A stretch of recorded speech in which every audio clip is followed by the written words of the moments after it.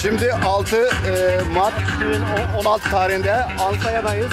Meteorolojideyiz. Gördüğünüz gibi burada Rantalya oluyor. Rantalya'dayız. Biz de katıldık Aksekiler grubuyla beraber.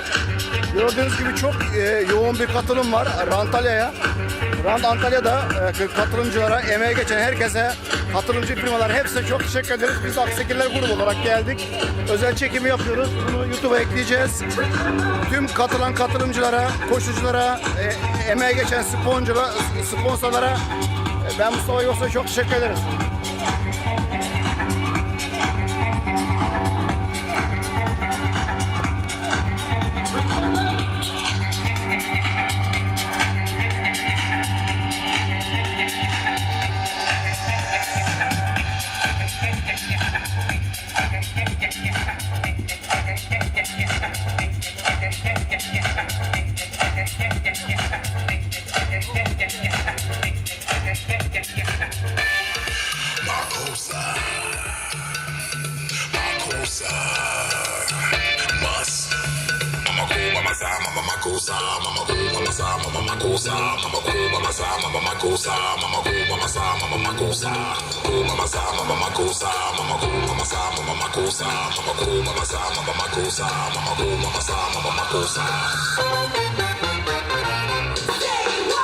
Money.